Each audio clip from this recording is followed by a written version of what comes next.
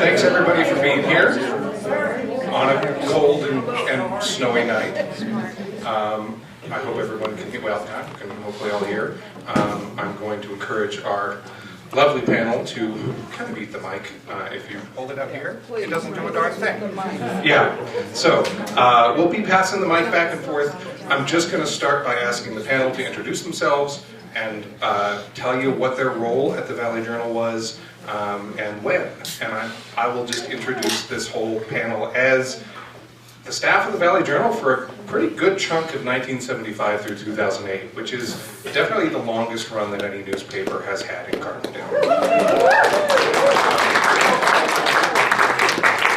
I don't want to underrate the newspapers of the early 20th century, which were certainly important, but there was a big period of time in which there was no newspaper, and then two of the people at this table came in, started the Roaring Fork Review, that ran for about a year. There was a brief newspaper war, and then we got the Valley Journal until 2008, and then 6 weeks of nothing, and then of course the Sober Sun. So, yeah.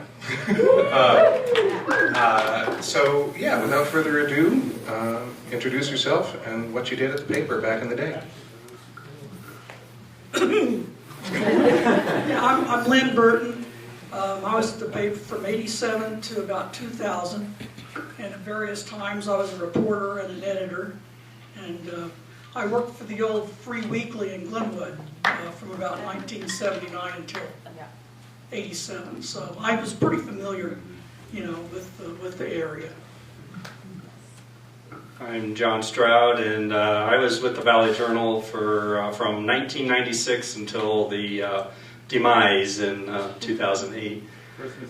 Christmas Eve, yes. And started as a reporter, came over from the Glenwood Post, the old Glenwood Post before it was the Post Independent, and was a reporter for a number of years before I became editor and general manager after John Colson came in for a stretch of time there. And so that was my period of time. Hi, I'm Lee Beck. I was at the Sober Sun from 1978 to '84. I was the ad manager. I came down from the Aspen Times where I had done ad sales, front office, proofreading, and anything else they needed me to do. Becky! Woo! I'm Becky Young, and with Pat Noel, we are the people who started the thing back in '74 when we were really young and didn't know better. And then I came back for 2 different 5-year stints as photographer and another 5-year stint in layout.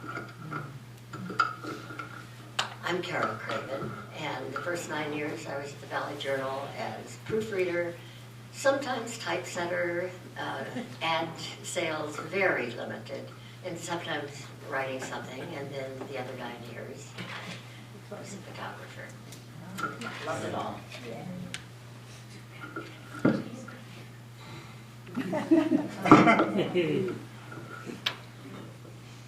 My name is Thomas Patrick Noel,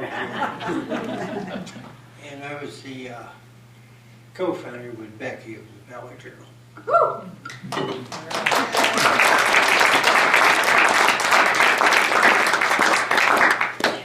Pat Noel led us in all of it. You held that thing down for a good many years.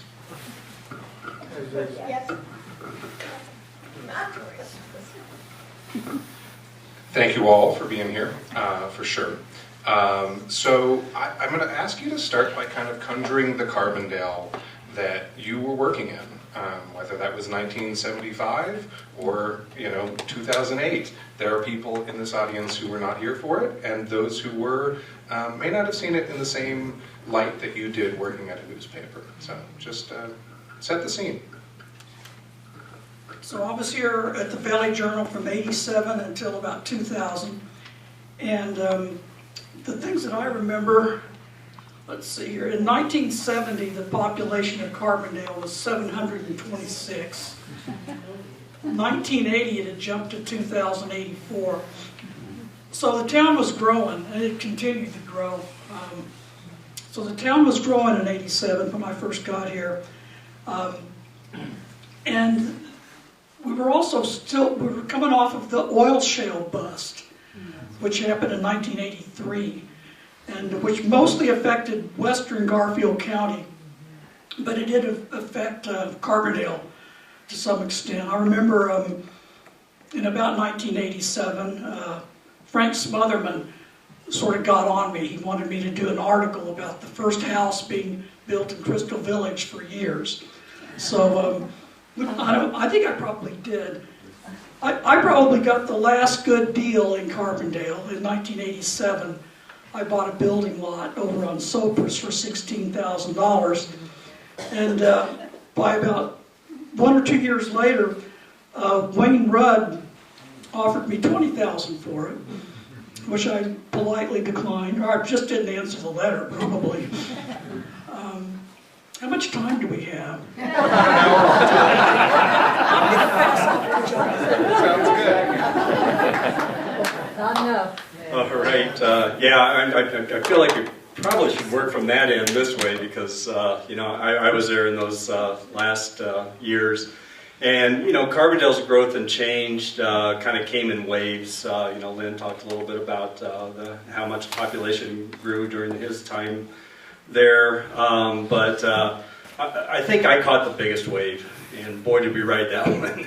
We had River Valley Ranch had just been approved through referendum when I first started at the Valley Journal, and it was pretty controversial. Went to a referendum after the town council had approved it, and ended up being approved at the referendum election. And so that was a big increase in the town's population at that time, and then various development projects, and then of course the Crystal River Marketplace proposals that came about in the early 2000s, and some really interesting reporting that we had to do during that period of time. And Kate talked me into being on the Affordable Housing Committee for River Valley Ranch at that time, and so I had to excuse myself from writing about anything related to River Valley Ranch and defer to Lynn because it was a conflict of interest, but got involved early on with some of the affordable housing efforts in Carbondale through my association with the Valley Journal. So. Yeah, I think the population, when I moved to Carbondale in '78, was around 1,500 or maybe a little bit more on the way to the 2,000 that you mentioned. It was very different than it is now. It was quieter. The streets were mostly still not paved, except for Main Street. They did concrete Main Street while I was working at the Valley Journal, which is a little on the noisy side. And it was just continuous slow growth up until these probably last 10 years, when it seems to me almost exponential. It has changed a lot. Being involved with the Soper Sun in recent years, I can really see how much it has changed. The difference I was in the business end of the business, so the dealing with the small businesses it's just all changed. City Market used to literally support the paper, as did Alpine Bank, Alpine Bank still does. City Market does not. It's a new world.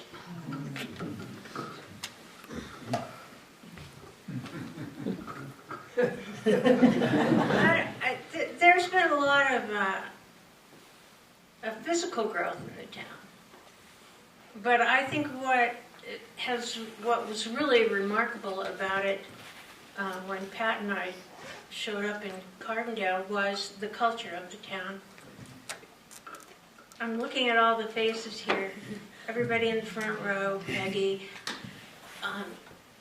Ken, all of these people, Sue, knew a town that was so tolerant. I mean, we were a bunch of hippie kids, and we were getting by with it, with a lot of ranchers and people who were not particularly liberal, and they were tolerant of us, and they were kind to us, and they let us by with being exactly who we were, and it was remarkable. I mean, we had come from a college town in which, Pat and I were in Fort Collins, There were anti-war protests, and my uncle, who had a barber shop on College Avenue, was appalled when he saw my picture in the paper. And then I came to this town, and everyone was very cohesive. There is a phrase that gets tossed around a lot anymore. It's called building community. And I always think, good grief, we already had one. I mean, we had the best example of one that I could imagine. What it looked like was so photogenic. I mean, the old guys in their overalls sitting on Main Street, and the little kids in the 4th of July parade. It was just ripe for getting photographed. And it was really fun to get to do that, and to kind of do a chronology of the town as it was then. I remember the decade, the 80 to 90, especially earlier in the 80s, how quiet the town was. In August, the miners were usually off vacationing. I remember that because I used to go up and get for $1.25 a gallon of milk from Angelina Mott's, and then she did cream for. She didn't separate when the others were gone, but also the quietness of the streets. You could walk across the street with your eyes closed on holidays because people were out of town. It was just, that's what I remember about it. It was very quiet. And then the 90s, it started to get a little more active, but still the Potato Day, 4th of July, things like that that brought the town together, and events down at the rodeo and rodeo grounds, which I always thought that was the last politically incorrect thing that happened every year because of the announcer and Cynthia, I think her name was Cynthia. They would zing barbs back, and funny barbs, and everybody laughed, and it was joyful. So, and I think some of that remains. But what also I think remains of the town is the focus on volunteering, and that is so lovely and welcoming. Love you all. Thank you. I remember the first day that Becky and I arrived in Carbondale. We were driving down Main Street. Becky took a picture of Main Street that is reflective of that day. There were clouds to the west, a little sun coming through, and there were two cars, one going east, one going west. A pickup truck with bald tires and some mean dogs in the back, and a Jeep going the other way. And I'd never been to Carbondale, never heard of it before we got here by accident. And we were supposed to start a newspaper. And I'd been the editor of the daily newspaper CSU for a while, and the motto was print the news and raise hell. And we took this job in Carbondale to start a newspaper, and as we got down to the end of Main Street coming from 133, I knew that we would not be able to raise hell.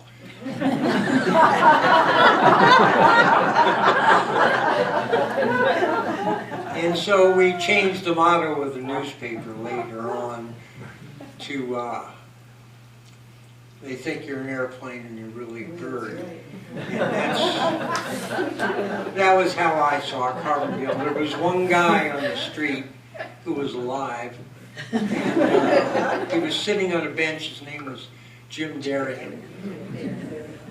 and his only job seemed to be to wave at people as they drove by. So we drove by and he waved at us, which I thought was a good sign.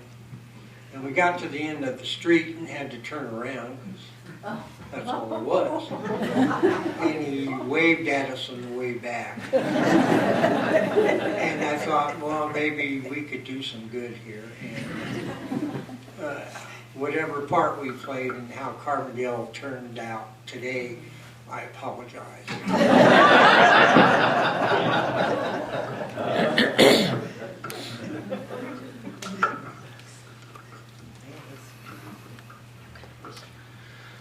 Thank you. Let's kind of move into the role of the paper in the community, the sort of the mandate you felt you had, the job you were there to do, and any particular moments of interacting with the town as the newspaper that stuck with you. I'm going to start with that last one just so I can get this anecdote in. This is a town council story. And we had some great town council members. I mean, I wasn't here when Laurie was on the board, but John Folkrod and Mike Spear and Bill Gray and John Palmer, Nancy Smith, just some really smart, funny people. So one day, there was a public hearing for a liquor license out at the Cowan Center. And someone, a woman, who we all know, but I'm not going to identify, she opposed the liquor license. And it had something to do with the way the ordinance read is the applicant had to prove that needs and desires are not being met. So the town needs another liquor store. So this woman got up and sort of said her spiel, and then she said, "My needs and desires are being met." And Larry Green knew her, and he said, I'll leave out her name, "We're glad to hear that." So on that note, I'm going to leave him laughing. That's a great story. Going back, way back, when you guys started the newspaper, actually, the Valley Journal really had a big role in why I ended up in Carbondale and why I got into journalism. Because when I was in high school still, Audrey was working at the paper, and she got us a mail subscription to the Valley Journal back in Illinois, where I was growing up with my parents. And so I would read the Valley Journal every week. You know, it was a couple of weeks before we get there after. It's our fault? No. That was the Postal Service wasn't any better then. Yeah, just reading the stories of the people and the interesting politics that was going on in this little mining town really struck me. And I started off as an architecture major after I graduated from high school, and saw way too much math ahead of me, and I was like, nah, journalism's really for me. And it was really because of my exposure to this small town funky paper in little Carbondale, Colorado. And I had older siblings out here, and that's how I ended up coming out here. And but yeah, just the importance of being the record of all that history that goes on in these little towns, and telling the stories of all the really colorful characters that grew up here or moved here or however they got here. But yeah, that's just something that always struck me. And I had, my years at the Glenwood Post, I had my opportunities to go to the big paper in Denver or wherever. And I just like community journalism. That's always what I've had a passion for. And the Valley Journal just was that paper. So. Well, I grew up in New York and then moved to Aspen, which was small. And then I moved to Carbondale, which was even smaller. And I did each move keeping a way back because I never thought I could live in such a small place. The building I lived in New York had the same population as the town of Carbondale. And the company I worked for had as many employees as the town of Carbondale when I moved here. So it's a culture shock, but actually all for the better. Small town life actually is kind of nice. It was nice. It's kind of nice knowing almost everybody, and it used to be just about everybody. I laugh now when you walk into a restaurant and if there's somebody I know, I'm shocked. Whereas 30 years ago, if you walked in, you knew everybody. You'd be shocked if there were two people you didn't know. So it's the small town life has really gotten very appealing over the years, and I think that the business community too has changed some, but it's still very focused locally and for the local needs and local people, and I think it's all to the good. I hate seeing the idea of big chain stores coming in. Town mothers, where are you? I think I wrote about it. So the question was, how we saw the role of the news at that time. I think that Pat Noel always had the best version of that. He said, your job is to reflect the community that is. And I think we pretty much tried to keep up with that. The community that was, we will always treasure that.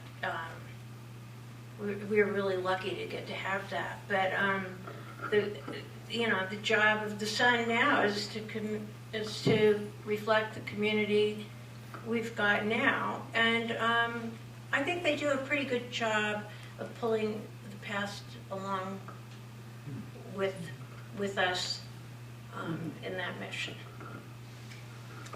Well, I don't have much to add at this point, but I just remember when Pat and Becky dropped in on me. We were living on Garfield Street at the time, and I don't know, how did you? I can't even remember how you knew. Peggy sent us. Okay. Yeah. And I remember being kind of puzzled. Oh, well, who are these people? And they were a newspaper.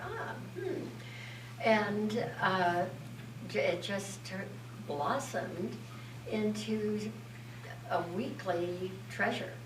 And, and sometimes, every now and again somebody being, what? I'm gonna sue you for everything you've got, and cover from that to covering sports and local stuff. It just really, that was a growth, and I'm just so grateful to have been part of it. Getting back to the first day we were in town.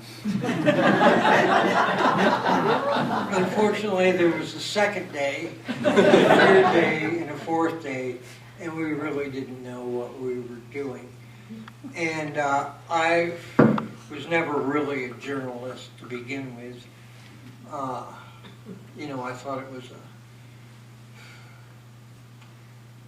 thought I should be, like William Randolph first. I should have a huge journalistic empire, but never actually have to write a story. But as the only reporter on the newspaper, I was sort of pressed into duty. And my first story was, as it happened, the town election was the same week we got into town. And so the entire newspaper were in-depth, personal biographies of the 5 town council members who were elected. And I misspelled everyone. And confused one with another. Because, they were good people.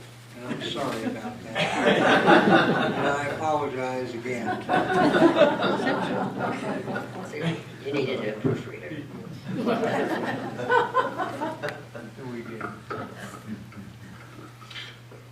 I'm going to ask you one more reminder that not only does the mic need to be kind of close to your mouth, it does kind of need to be pointing at you. Otherwise, it's making... I was not trying to call anyone out in particular, Jordan.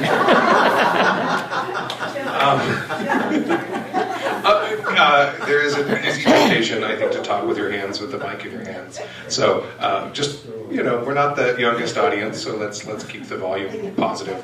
The next thing I'd love to hear is kind of now I'm in trouble. Kind of an average week. What did this actual process look like? The newspapers tend to tell about every industry but their own. What did a week look like for each of you as you were putting out a paper? What did that mean? Well, it meant a lot of work, and it changed from when Pat and Becky first started the paper until I got there in 1987. But yeah, a typical week would be Monday, Tuesday, we would work on stories. Wednesday, and we would always work late on Tuesday night. It was just part of the deal. We would finish up our stories on Wednesday and get the paper out by 5 o'clock or so. And with light tables and cut and paste and a lot of standing up at the light tables. But it was fun. There's a lot of camaraderie that went on that way. Thursday we would deliver the paper. We would stuff inserts into the paper, and we'd also deliver them. Friday we were pretty beat, and so we tried to kind of regroup. And then a lot of times on Saturday and Sunday there'd be events to cover, which we would do. So that was kind of a normal week, although every week was different in its own way. I remember one time somebody came in and I had to help them write an obituary for somebody who had died, And I was right in the middle of something, but okay, let's do this. So every week was different. Every day almost was different. You never knew what was going to happen. But yeah, I wouldn't trade it for anything. Best job I ever had. Yeah, ditto on that. And, the workflow was pretty much the same when I got there. Of course, Lynn and I worked together for about, 4 years, I guess it was. And funny story, though. I was used to the daily grind at the Glenwood Post. Where it was a 5-day daily when I first started there, and then we added Saturday and Sunday. And so, it's a constant operation to put the paper out daily.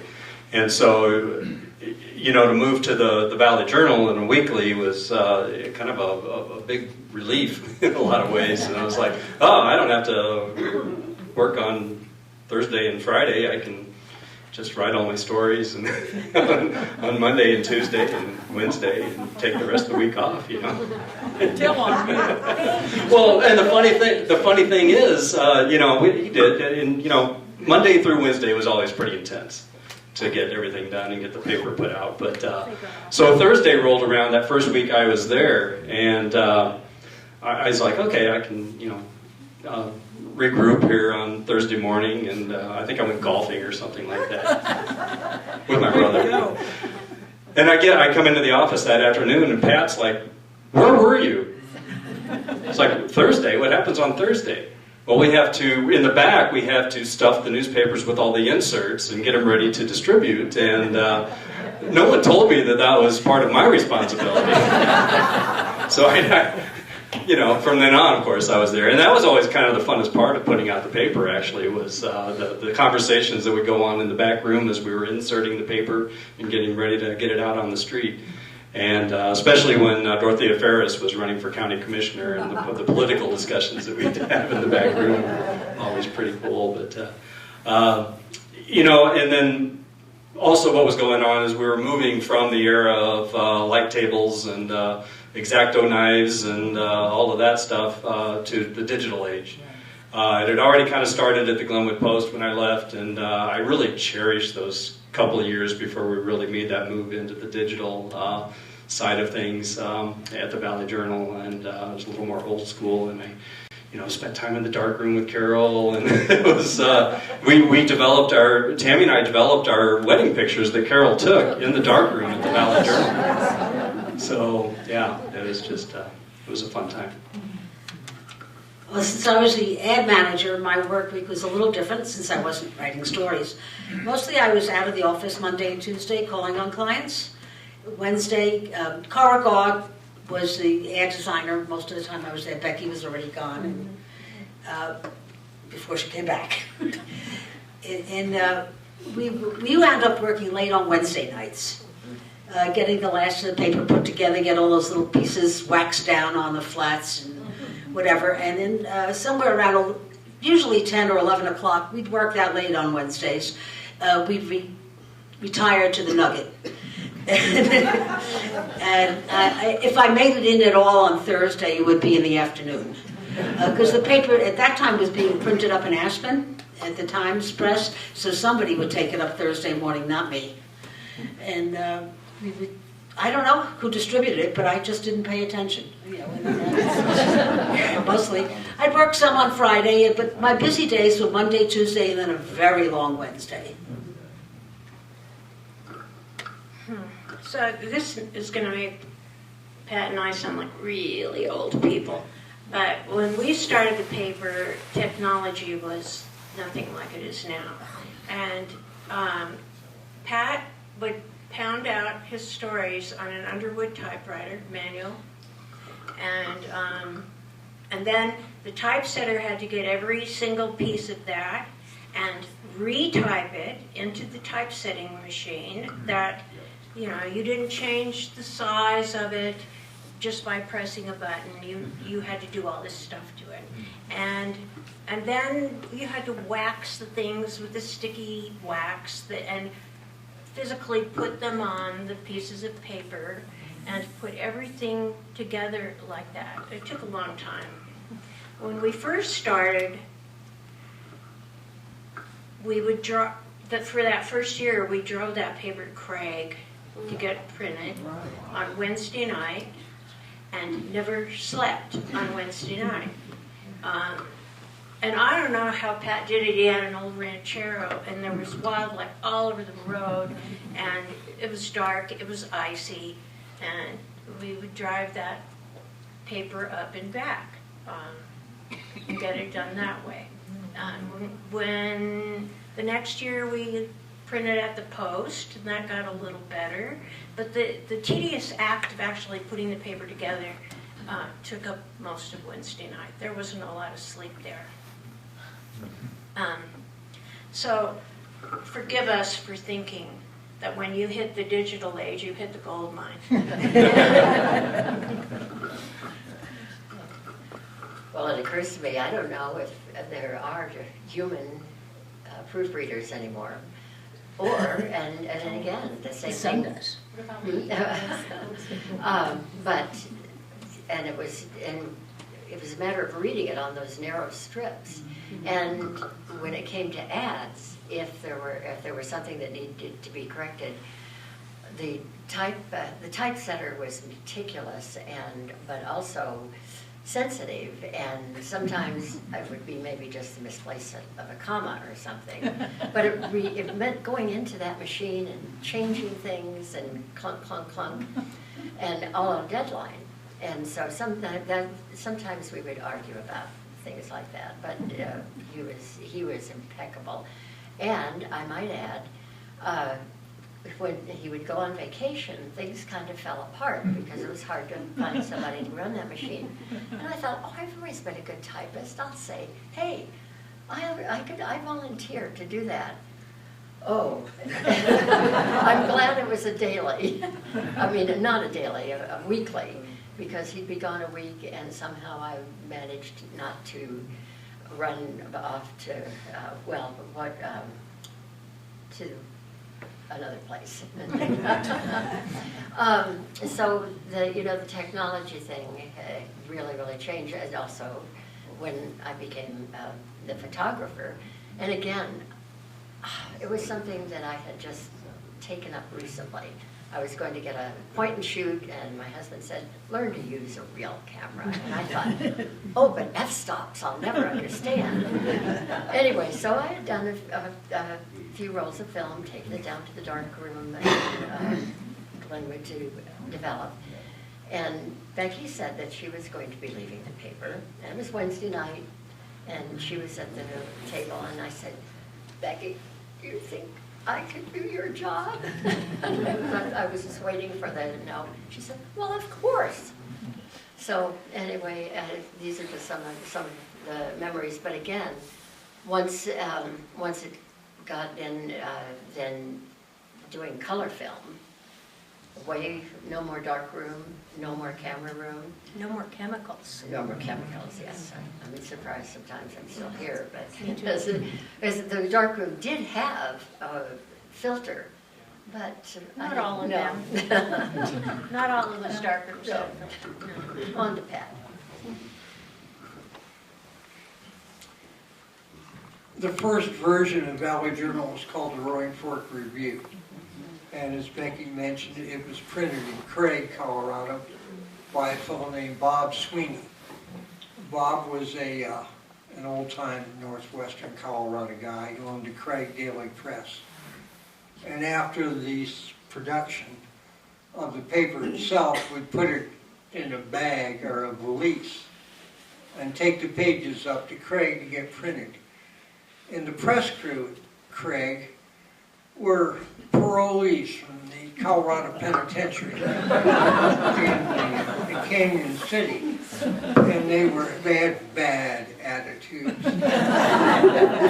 Essentially, they were slave labor that Bob had gotten paroled into his own care, and they all lived in a group home above the Galveston Bar, which was next to the Craig Daily Press. And Becky would spend lots of time in the darkroom making these beautiful pictures, which the Craig Daily Press parolee convict crew would massacre when they printed the newspaper. And looking back on the old Roaring Fork Review, the year we ran that, they did us a disservice and the community a disservice. Fortunately, we started a succeeding newspaper called the Valley Journal the next year, and we were printed by the Glenwood Post, who had a really responsible press crew of real professionals. And I would sometimes, in the Craig days when we were having it printed up there, the press crew would get gnarly, and I was scared of them. And I couldn't make them do a better job. But when we got to the Post and later on to the Aspen Times, they had a press crew that was really professional and really brought out the best in her photos. And I think it was the photos in the Valley Journal, as it became known when we took it over and started it the next year, almost 50 years ago, that the paper began to make sense for the town of Carbondale, because the reproduction was better, the photos were better, the pictures of the people. And what we tried to do in those first few years of doing the papers was meld the old Carbondale to the new Carbondale. And I think we were successful in that. And I'd like to show you a picture of what we did then that to me was the turning point that sort of melded the Valley Journal into the fabric of the town as it existed at that time. Just a second, please.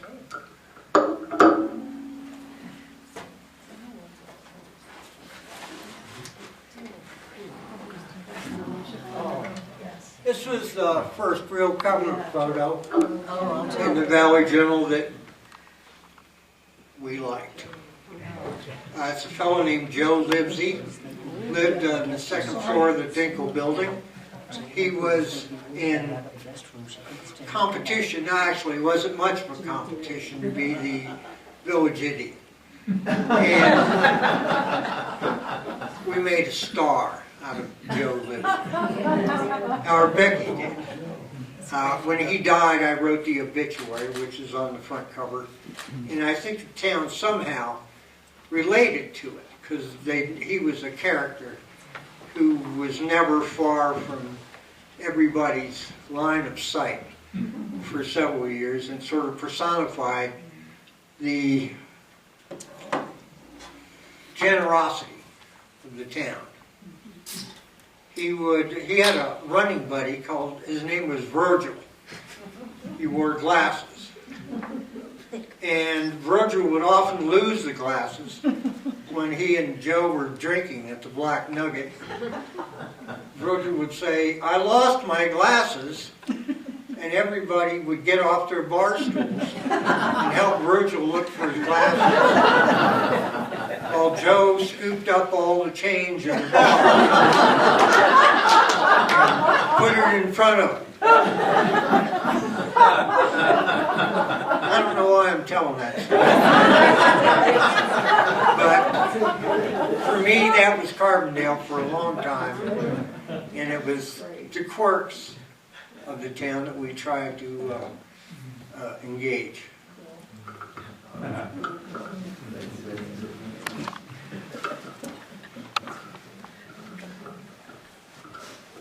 Since we're running pretty on time here, I'd like to invite each of you to just share any more anecdotes of your time at the paper or the community as it was, as we kind of start to draw the night to a close.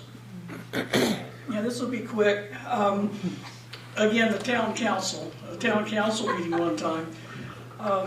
Ernie Giannetti, I don't know what the issue was, but Ernie Giannetti stood up, all 5'6" of him, and he wanted to say something about movers and shakers. The movers and shakers of the community need to do this or that. Well, good old Ernie called it the pushers and shovers.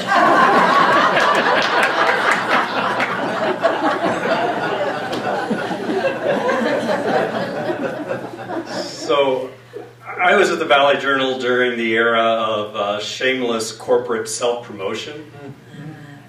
Got a Valley Journal hat here, got these Valley Journal hoodies, I've got a Valley Journal coat in the back there. Yeah, this was the Western Slope Sunday. That was so the Roaring Fork Sunday was one of the papers that Morris Communications bought when it bought the Valley Journal. It bought the Roaring Fork Sunday, and I can't even remember what other ones were involved there. But yeah, so, I said before, I cherish those first 2 years I was at the Valley Journal because it was still kind of the old Valley Journal. And but Morris Communications, which had bought the Glenwood Post, and it's kind of one of the reasons I left the Glenwood Post, because I never believed community journalism should be controlled by corporations. So, but they followed me. They bought the Valley Journal. Yeah, they bought me back, I guess. And so Morris owned it for a few years, and then there was the merger with Swift Communications, and the Glenwood Post became the Post Independent, and the Valley Journal became more of a news bureau for the dailies than it really was its own weekly community newspaper, unfortunately, during that period of time.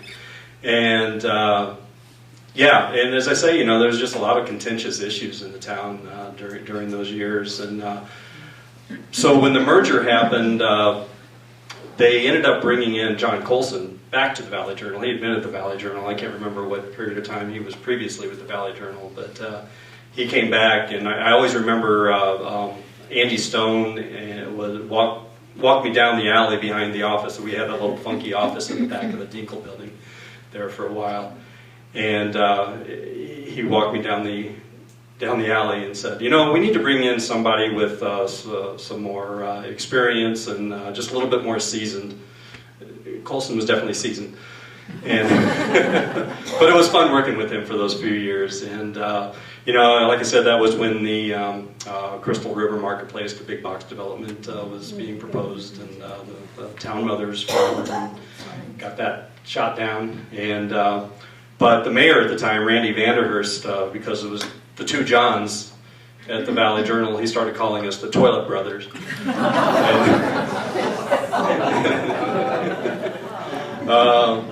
So yeah, it was, you know, it was kind of a tough time because we had to tell the story about what was going on in the community and dig in and find out who these people were that were trying to build this big box in our town. And it was kind of rough because we were not so well liked because we were telling the truth. We like you. I don't think at my end, at the advertising end, we had any really, well, we did occasionally have advertisers didn't like something we printed and they would pull their ads for a while. They shall remain nameless as well. But there weren't many and it didn't last very long. I think one of my favorites had nothing to do with the advertising end. Our then Basalt reporter, Don Skye, came back from a meeting in Eagle County when they were discussing Blue Lake before. And I don't know, for those of you that were around back then, there were huge herds of deer always in that area. And I remember him coming back from a meeting and the developers, or one of their arguments for developing this was, deer don't pay taxes. And that has been one of my favorite sayings ever since.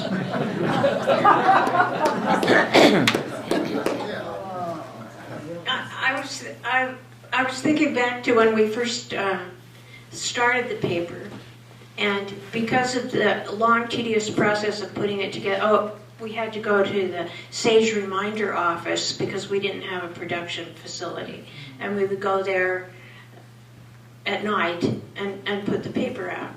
And Lori Loeb was horrified at the typos in our paper, and they were many and egregious. And so her solution to that was to be our volunteer proofreader. And she would come down and sit in the Sage Reminder office and do her Lori Loeb thing and make sure that paper came out right.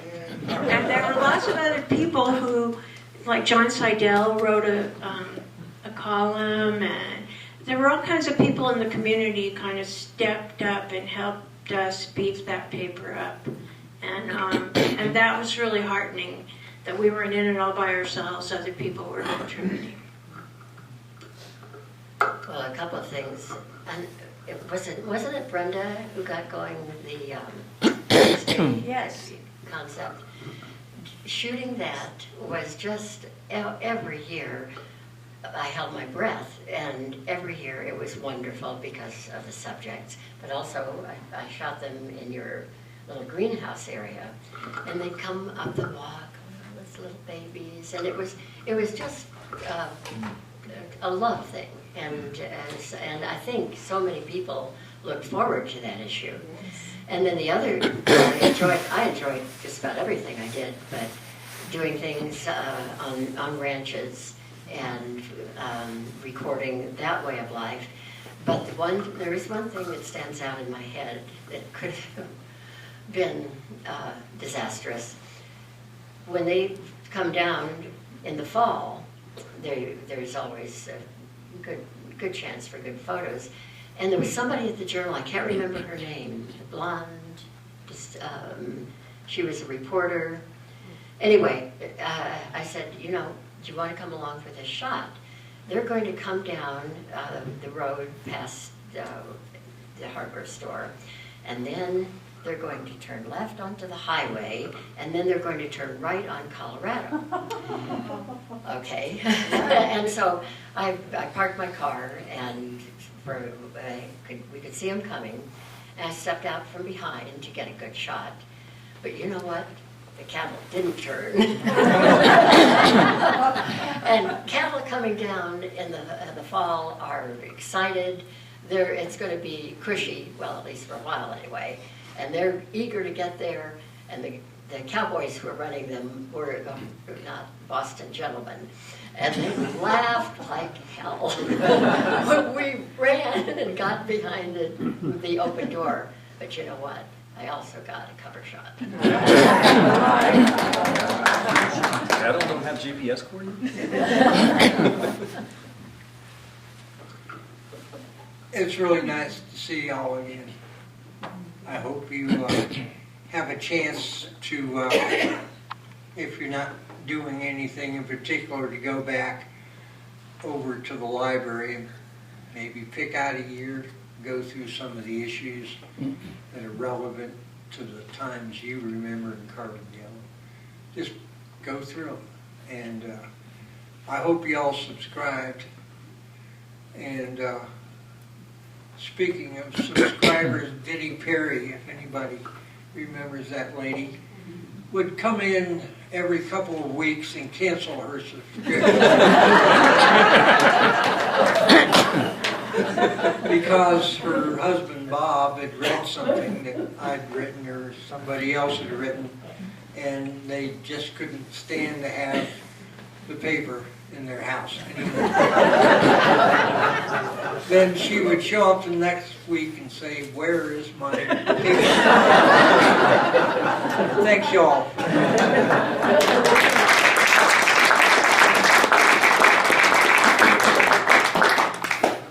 I just want to tell you something, because I wanted to look something up, and I thought the issues were bound and at the library, but they're in Glenwood now. And yeah, and somebody said that they were trying to digitize everything. Oh, So I can address that. I could read that. Will knows how. I can All address right, that. okay, Yeah. but so just, all right, onward. I will just add, Pat, that even when we went free, people still said they were going to cancel their subscription. Yeah, I do have one last question for y'all, but I will address the bound volumes. They are at the Carbondale Library, but they are not out on display. You actually have to request them from the folks at the front desk. The digitization process of the Valley Journal is underway from Microfiche in Denver. The Carbondale Branch Library has been spearheading that. They have so far had 1975 through 1982 posted searchable at Colorado Historic Newspapers. Amazing. Go search yourselves, go search your parents. You'll find out things you never thought you would. And then they've got funding to go through 92. So that should be up through, by the end of the year. Contact the library if you want to support the last decade and a half. I also want to let, just in case people start spilling out here as we get toward the end, and Linda's raising her hand at me. I just want to say that the stories and the photography in the Journal and the Sun have been so fabulous over the year, and I thank you all so much. Oh, yeah.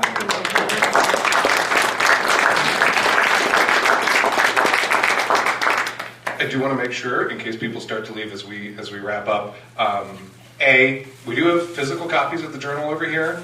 These are spares. They are they are redundant with what's at the Historical Society and what's at the library and what's online. So take one. And then finally, I want to just remind you this is part of an overall series that the Carbondale Historical Society is putting on. I believe next month we're going to be talking with former teachers in the Roaring Fork Valley. So please stay tuned, and we will keep you informed in the Sun on KD&K and through our website and Facebook as we continue to do these. So I just want to lead off. Obviously, journalism has changed a lot since 2008, even since that closed down. I'd like just sort of an address to where things stand, how you engage with news now, and what you foresee for the future. Is there still a role for newspapers in an era of blogging and social media? Yeah, definitely still a role for newspapers, especially small town newspapers. And here's an example. Carbondale used to have a sanitation district that provided sewer service. The town had water, and this Carbondale Sanitation District did the sewer, which is kind of unwieldy. You know, if you have to go to two different places to get tabs, or if you're a developer, whatever. So sometime in the 1990s when I was there, what Pat called it a hostile takeover. The people of the sanitation district circulated a petition, got it put on the ballot, whether to dissolve or not. And what the Valley Journal did was just what paper should do, just play it right down the middle, be impartial, give as many facts as you can, because the people, the taxpayers, are going to use this information to make a decision, which they did, and they dissolved the district, and everybody lived happily ever after. For the longest time, when I was a young reporter at the Glenwood Post, they kept referring to the Sand District. I thought they were saying the Sand District. I was like, why would you need a district for sand? Anyway, I think journalism is really healthy in the Valley right now, honestly, and a lot of it is because of the Soper Sun, and Yay! and I'm writing for the Soper Sun, so it's kind of like going back to the old days at the Valley Journal, really, in a lot of ways. So, but the cooperation between the publications in the Valley now is much greater than it was. It was more competitive. Who's going to get the story first and do it better. Now there's a little more cooperation, I think, between media, and I think collectively the media is stronger than it is if we were all operating by ourselves in a silo. So.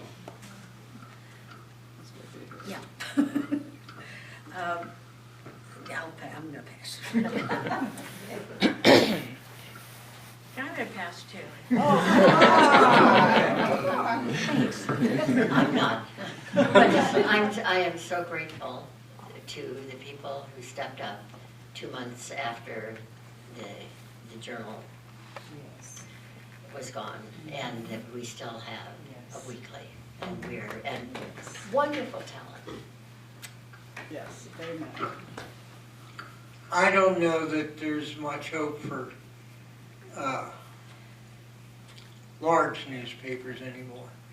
I mean, I've seen the demise of the Rocky Mountain News several weeks before they went out of business. They wrote an article about the Valley Journal going out of business. It was kind of ironic. They disappeared. There's no real distribution of newspapers anymore. There used to be a newsstand everywhere. You could pick up a newspaper and read it. I think maybe the paper daily might be on the way out, but I don't think journalism is on the way out, especially local journalism. I think somebody, somewhere, will still be publishing a newspaper in this valley. And for all I know, it might be the Aspen Daily News, might be the only real newspaper that'll be left. And that's the only really locally owned paper in the valley, and that's kind of sad. Because Dave Danforth, the guy who started the Daily News, is a total dick. And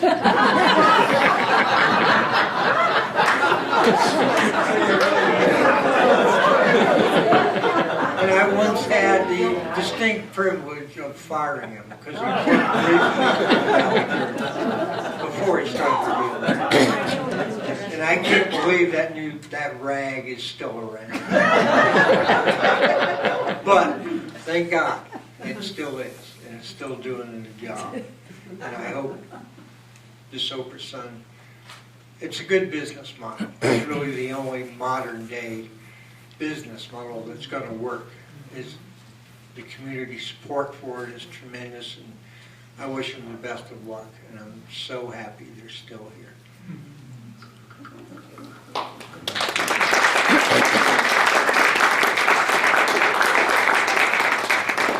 Yeah, I just want to thank our panel for being here, and thank you all for coming, and hang out and chat a little bit, grab a paper.